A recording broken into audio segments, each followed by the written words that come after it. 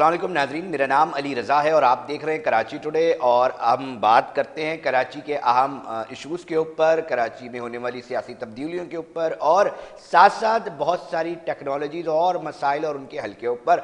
आज सियासी बैठकें जो हैं वो इलेक्शन से कबल जारी हैं और हम देख रहे हैं कि मुख्तलिफ सियासी बैठकें जो है वो लगाई जा रही है, मुख्तलिफ अलाइंस बन रहे हैं, मुख्तलिफ एक ऐसा सिस्टम बनाया जा रहा है पॉलिटिकल कि इसके अंदर सिंध के अंदर किस तरह आइंदा आम इंतखाबात में जो है वो नताइज बेहतर लिए जा सके। इसी हवाले से एक बैठक आज भी हुई है MQM की क़यादत और साथ साथ सदर पाकिस्तान मुस्लिम लीग जो ज़िया है एजाजुल हक साहब, उनकी लीडरशिप के साथ मुलाकात में क्या क्या बात हुई इसके हवाले से बात करेंगे। मगर साथ साथ एक कौमी यकजहती अलाइंस बनाए जिसके अंदर पाकिस्तान मुस्लिम लीग, पाकिस्तान मरकज़ी मुस्लिम लीग और दीगर इलेक्टेबल्स और दीगर लोग जो हैं उसके अंदर मौजूद हैं। इनका एजेंडा क्या है और साथ साथ आज हम बात करेंगे पाकिस्तान मरकज़ी मुस्लिम लीग के अहदेदार से, कराची के सदर से नदीम अमान साहब से, क्योंकि जानने की कोशिश करेंगे। क्योंकि जब कराची में हमने देखा कि कुछ अहम मकामात पर कुछ बैनर्स नज़र आए, वो बैनर्स इस तरह के थे कि भाषण नहीं, हमें राशन दो आवाम को, और मुख्तलिफ किस्म के थे। तो इस हवाले से तफसीली आज बात करेंगे और जानने की कोशिश करेंगे कि पाकिस्तान मरकज़ी मुस्लिम लीग का एजेंडा क्या है और साथ साथ ये जानने की कोशिश करेंगे कि किस तरह ये काम कर रहे हैं, क्या सोच है, किन के खिलाफ सियासी ब्लॉग बनाने जा रहे हैं। तमाम चीज़ें आज के प्रोग्राम में बात करेंगे। हमें टेलीफोन लाइन पे ज्वाइन किया है पाकिस्तान मरकज़ी मुस्लिम लीग कराची के सदर नदीम अमान साहब ने। बहुत शुक्रिया सर टाइम देने के लिए। थोड़ा सा जानना चाहेंगे, आज की MQM की क़यादत से मुलाकात हुई है, सबसे पहले थोड़ा उसका अहवाल तो बताएं कि मुलाकात में क्या क्या किन किन नुकात पर बात हुई है। अस्सलाम वालेकुम। वालेकुम सलाम। मैं दोबारा रिपीट कर देता हूँ सवाल को कि आज MQM की क़यादत से मुलाकात हुई है, उसमें किन नुकात के ऊपर बातचीत की गई है, आपकी जमात भी मौजूद थी। आज कराची के अंदर एक अच्छा दिन गुजरा। उसके अंदर यह है कि कौमी यकजहती इत्तेहाद के नाम से गुज़िश्ता दिनों एक मुख्तलिफ इलेक्टेबल्स और सियासी जमातों का एक इत्तेहाद वजूद में आया है, जिसका ऐलान पिछले दिनों इस्लामाबाद में किया गया, जिसमें एजाजुल हक साहब जो है कौमी यकजहती इत्तेहाद के सरबराह हैं, और इसी तरह उस्मान बुज़दार साहब, मलक अमीन साहब, दीगर बहुत सारे लोग जो इसका हिस्सा थे।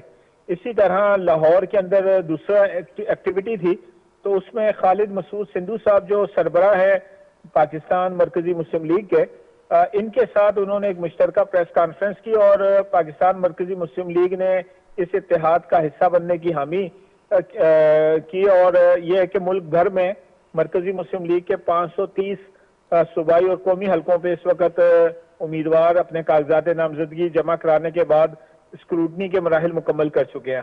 तो इसमें यह था कि जिन हलकों में भी हमारे लोग मौजूद हैं, हम मिलकर इस काम को आगे बढ़ाएं।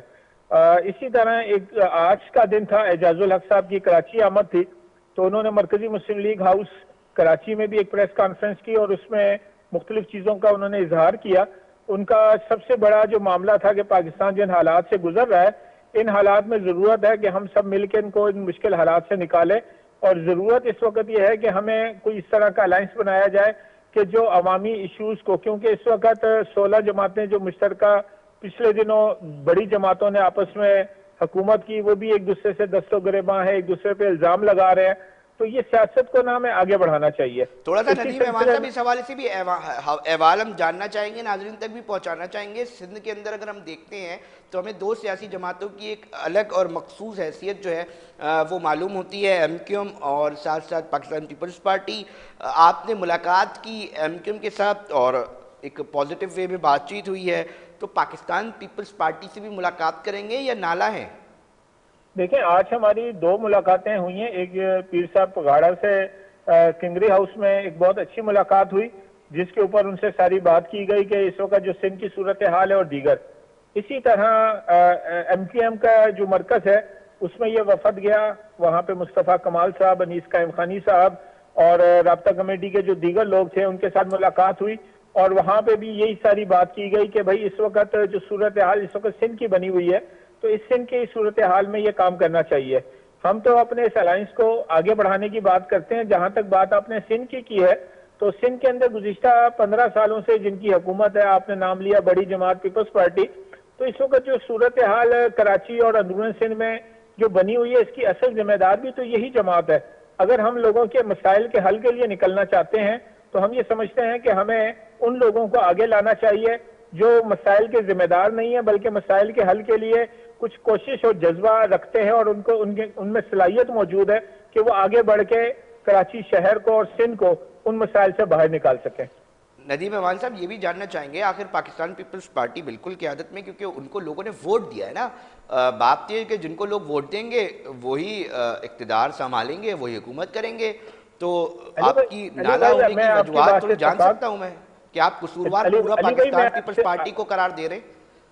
मैं आपकी बात से इत्तफाक करता हूँ कि लोगों ने वोट दिया और वह हुकूमत में, इसीलिए तो वह हुकूमत में आए कि लोगों ने वोट दिया। मगर मसला यह है कि हमारे यहाँ सिंध के अंदर, बिलखुसूस सिंध की मैं बात करूंगा, कि यहाँ पे तो वोट लेने का जो तरीकाकार है उसको इस अंदाज से बनाया गया है कि लोग मजबूर हैं कि वो अपने वडेरों के कहने पे, वो अपने जिम्मेदारों के कहने पे, वो अपनी बरादरियों के कहने पे, और इस अंदाज से हमने पिछले दिनों बल्दियाती इलेक्शन देखा सिंध का कि जिसके अंदर ये मुआवजा हुआ कि 1000 से ज्यादा उम्मीदवार जो बल्दियाती उम्मीदवार थे बिला मुकाबला जीत गए। इस वक्त मैं सिंध के कई इलाकों को जानता हूं कि जहां पे हमारे उम्मीदवारों को ये धमकियां दी जा रही हैं कि आप बैठ जाएं और कोई मुकाबला ना करें, यहाँ पे सब हमारे मुकाबले में बैठ गए, आप भी बैठ जाएं। तो ये जिस अंदाज से इन्होंने अपनी हुकूमत बनाई है, अगर तो आवाम की वोट की बात आप करते हैं तो थोड़ा सा इसको नदीम अमान साहब थोड़ा सा इसको बताए ना किस हल्के में ये धमकियां मिली हैं, ताकि एक चीज रिकॉर्ड का हिस्सा बने ना, ये तो फिर जनरल इल्जाम हो जाएगा। ये देखिए, जनरल इल्जाम की बात नहीं है, ये सारे लोग जानते हैं कि पीपल्स पार्टी का जो अंदाज सियासत है वो क्या है। कभी खरीदने का मामला और कभी धमकाने का मामला, और कभी इस अंदाज से लोगों को, इस अंदाज से सियासी चंगल के अंदर उन्होंने फंसाया हुआ है कि अगर कोई आवाज उठाना भी चाहे तो वो बेचारा या तो मुख्तलिफ किस्म के मुकदमात का शिकार हो जाता है, या फिर यह है कि वो अपनी नौकरी और कारोबार से हाथ धो बैठता है।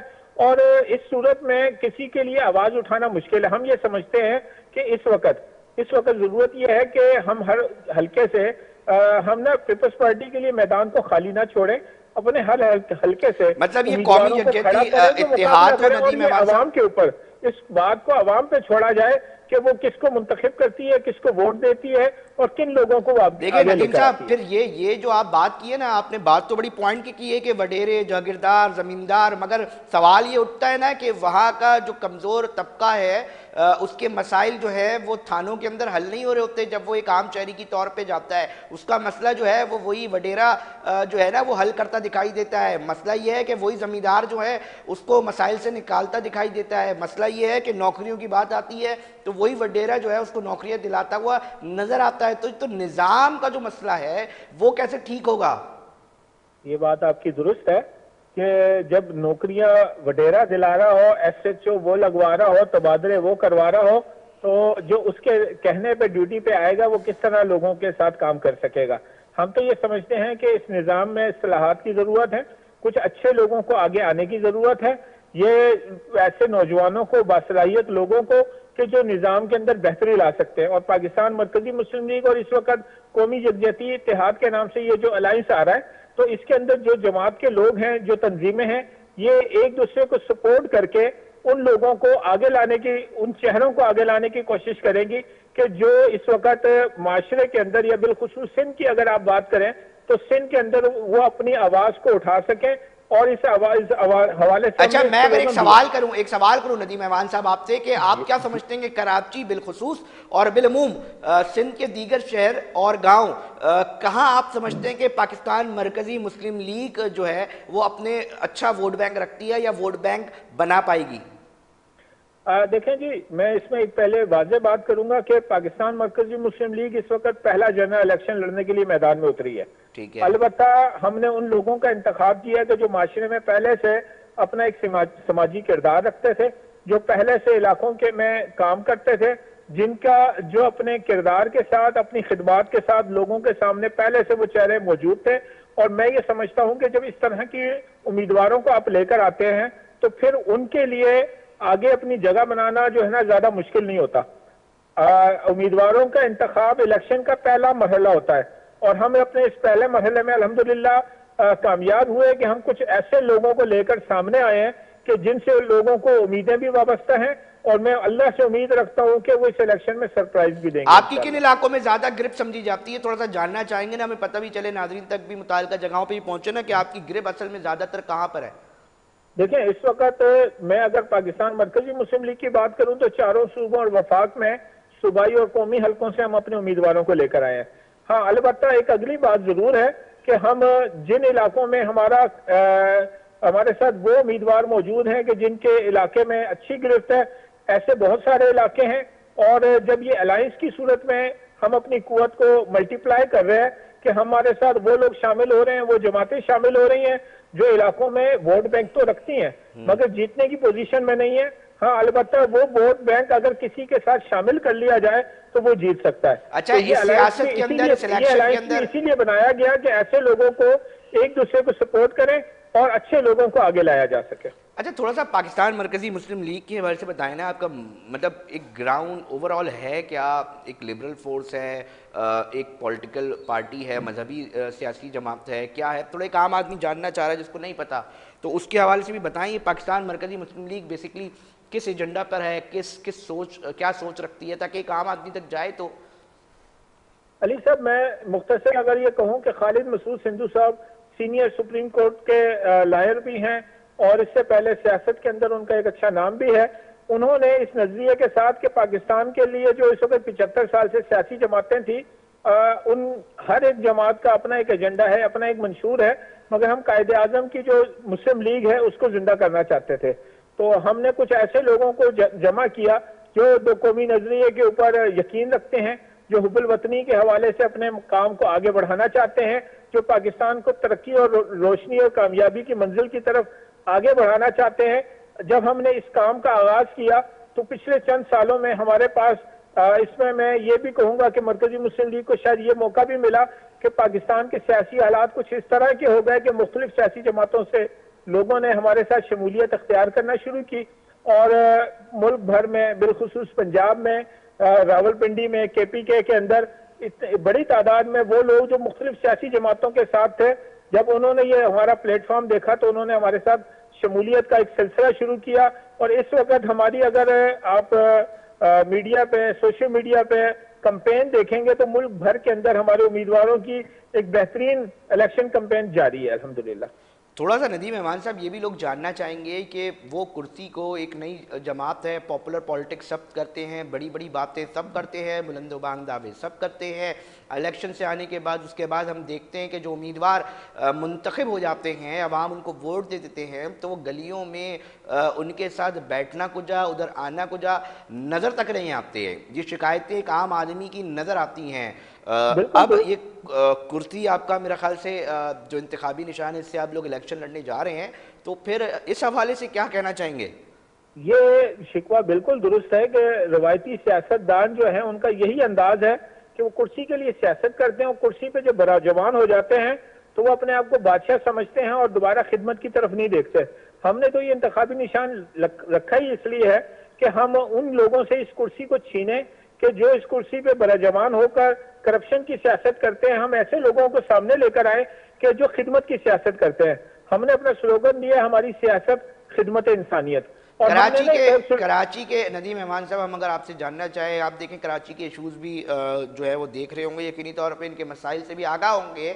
आप दीगर पाकिस्तान के शहरों में भी जाते हैं, क्या मुनफरिद चीज़ नज़र आती है कराची और दीगर शहरों में? इसमें तो अली भाई मैं खुद कराची वाला हूँ, कराची में मैं पैदा हुआ हूँ, जिंदगी जवानी मेरी यहाँ कराची में गुजरी है। मुझे कुछ प्रोफेशनल जो है कुछ साल लाहौर में गुजारने पड़े, तो मुझे बड़ा दुख होता था कि जिस कराची को रोशनियों का शहर कहा जाता है वहां पे कचरे की सियासत, कचरे के नाम पर सियासत होती थी। और जब मैं दूसरे शहरों में मामलात को देखता था, बिलखुसूस लाहौर को या पंजाब को, अभी आपने पीपल्स पार्टी की बात की तो ये कहते हैं मुल्क भर में जाके हम जो है ना करेंगे और लाहौर से इलेक्शन लड़ेंगे। मैं सोचता हूँ क्या क्या ये बिलावल साहब कह सकते हैं कि हम लाहौर को कराची जैसा बना देंगे? मैं तो बल्कि दुख के साथ ये बात कहूंगा कि कराची जो पूरे पाकिस्तान का सबसे बड़ा शहर है, पाकिस्तान को 70% रेवेन्यू जनरेट करके देने वाला, 90% सिंध को चलाने वाला, इस कराची के साथ जो सलूक किया गया है, इसको सोने की चिड़िया तो समझा गया। इससे इन्होंने अपना हिस्सा तो लिया मगर इसको इसका हक जो था वो नहीं दिया गया। नहीं दिया गया। और कोई मुनफरद सूरत हाल देखते हैं आपके आइंदा इलेक्शन आम इंतखाबात होने जा रहे हैं, किस्मत बदलेगी? क्योंकि देखें ना, बात यह है कि हम ये देख रहे हैं कि पाकिस्तान पीपल्स पार्टी किसी के साथ इल्हाक और इत्तेहाद करती दिखाई नहीं दे रही। तो ये कॉन्फिडेंस की एक निशानी होती है कि हम बहुत ही ज़्यादा ताकत में हैं, हमें पता है कि क्या नंबर गेम्स हैं, किस तरह चीज़ों को मैनेज करना है पॉलिटिकली और किस तरह हमें अपनी जीत लेनी है, वो बड़ा पुरुमीद दिखाई दे रहे हैं। अच्छा, ये बात इसलिए क्योंकि एमक्यूएम जैसी जमात जो कभी कराची के अंदर तो हमने इत्तेहाद बनाते नहीं देखा था, उसको भी इत्तेहाद बनाने की कहीं ना कहीं कोऑर्डिनेशन करने की ज़रूरत पेश आ रही है। तो इस तरह ये जो सिस्टम है, जो तरीक़ेकार है पॉलिटिकली, आप लोग समझते हैं कि आप अपनी मुखालिफ सियासी जमात पाकिस्तान पीपल्स पार्टी को सब मिलकर ज़ेर कर देंगे या उनको हरा देंगे सियासी तौर पर? देखें जी, हम इस वक्त एक जुमला कह रहे हैं कि शोर को नहीं, शऊर को वोट दें। इस वक्त पीपल्स पार्टी का या सियासी जमातों का जो शोर है, आप उस शोर और चमक दमक से मुतासिर ना हो कि इस वक्त मेयर कराची उनका आ गया, सूबाई हुकूमत उनकी है, मुस्तकबिल में वो हुकूमत बना लेंगे। कैसे बना लेंगे? आप लोगों को शऊर दें कि भाई आप उनका माजी देखें। आप ये देखें कि जिन्होंने आपके साथ वादे किए थे उन वादों पे कितना पूरा उतरे। जिनको 3 मरतबा सूबाई हुकूमत मिली, उन्होंने सूबे को क्या दिया? अगर आप शऊर अवाम को देंगे और वो उनका माजी देखेंगे, हम तो ये कहते वो तो कहते हैं हमने बहुत अच्छा काम कर रहे हैं, हम पुल बना रहे हैं कराची में, दीगर शहरों में भी हम काम कर रहे हैं, सड़कें बना रहे हैं। सीएम साबिक मुराद अली शाह साहब सोशल मीडिया पे पोस्ट शेयर कर रहे होते हैं कि देखिए हमने इस जगह पर ये कर दिया, इस जगह पर ये सड़क तामीर करा दी। तो वो तो ये दावे कर रहे हैं कि हमने देखें क्या क्या कर रहे हैं। जी बिल्कुल सही कह रहे हैं। मैं तो मेयर कराची मुर्तजा वहाब साहब को भी ट्विटर पे देखता हूँ कि वो शहर कराची ट्विटर पे चला रहे हैं। इस वक्त अगर उनके करने के 1000 काम है और एक काम की तस्वीर लगा के वो खुश हो रहे हैं कि हमने कुछ करके दिखा दिया, हम उनसे कहते हैं कभी इन मरकजी शाहराहों से दाएं बाएं निकल कर तो देखें। आप इस वक्त कराची के किसी भी इलाके में चले जाएं, आप वहां के मसाइल देखें, वहां पे सीवरेज का मामला, वहां पानी का मामला, वहां गंदगी का मामला, वहां सड़कों का मामला, वहां मंशियात का मामला, वहां कानून नुक्से अमन का मामला, वहां पे कब्जे का मामला, मंशियात का मामला, फहरिस्त बहुत लंबी है। आप ट्विटर के ऊपर, सोशल मीडिया के ऊपर एक तस्वीर एक दिन में शेयर करके इस बात को क्रेडिट लेते हैं कि हम बहुत कुछ कर रहे हैं। कभी अपने ऑफिस से बाहर निकले और उन इलाकों में जाएं। मैं कहता हूं कि इस वक्त असल तो सूरत हाल यह है कि आप अवामी मुहिम चलाएं ना इलेक्शन नहीं, तो आप मेयर कराची मुर्तजा वहाब को एक नाकाम मेयर तस्वुर कर रहे हैं।